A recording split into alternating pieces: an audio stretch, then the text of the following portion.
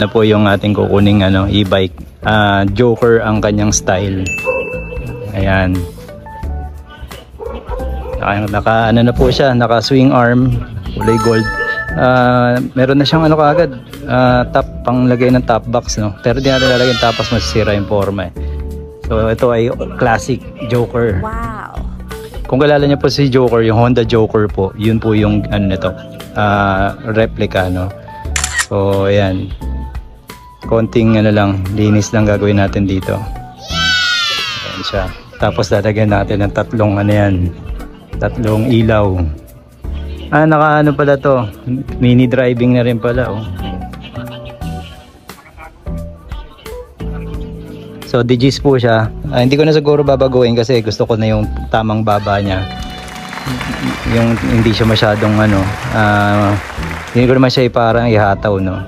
So 60 volts 30 amperes lithium po yung nakalagay dyan. Natin 1,000 nga lang po yung yung sa hub.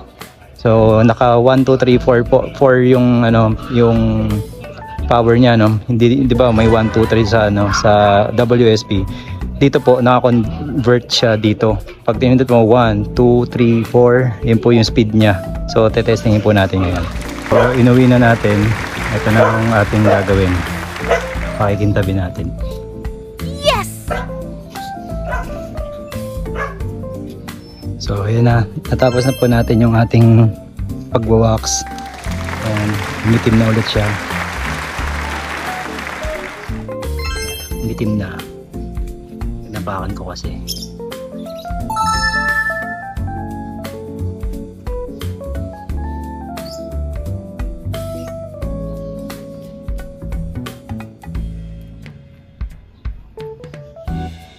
Wow.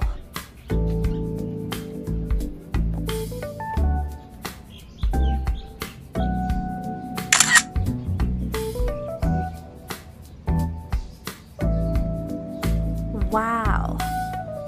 Ayan ang view.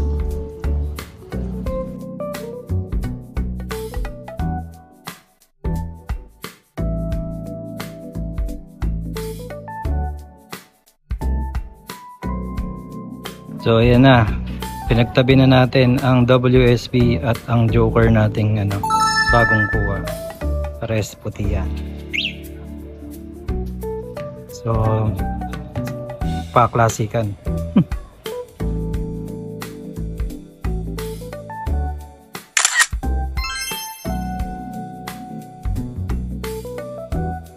Wow.